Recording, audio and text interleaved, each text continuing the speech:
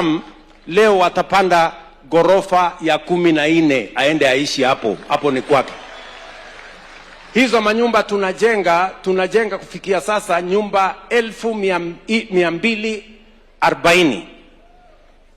Ukienda Garissa utakuta affordable housing. Ukienda Lamu utakuta affordable housing. Mombasa, Kisumu, Migori, Eldoret, Nakuru, Mwingi, nilikuwa Makueni, watu wa Funyula, kila mahali. Na hiyo ni kazi ya miaka miwili. Tukikamilisha hiyo kazi kwa miaka miwili, mimi nataka niwaeleze, kama tungeanza hiyo kazi miaka 20 iliyopita, si Kenya ingekuwa tofauti leo? Ni kweli ama si kweli? Ni kweli ama si kweli? Inawezekana, haiwezekani?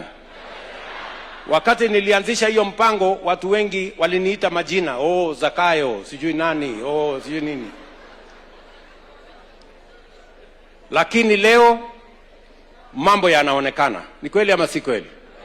It is possible for us to change this nation.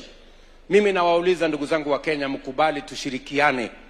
Na ndio mimi na Mheshimiwa Raila Odinga tulisema tuache siasa ya ubaguzi, siasa ya chuki, siasa ya ukabila. Tutengeneze serikali ya kuunganisha Wakenya wote.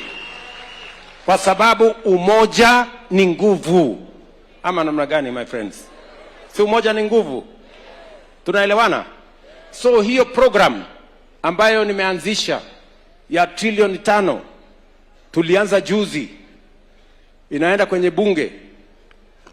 Sasa mbali na kujenga affordable housing, leo hapa bila ya kukopa pesa ya mtu, hapa tunajenga international stadium inaitwa Talanta. Na mbali na hiyo international stadium inaitwa Talanta, tunajenga stadiums zingine 27 Kenya. Kwa sababu tunataka kuwajumuisha vijana wetu wote. Kenya is a great sporting nation and we want to harness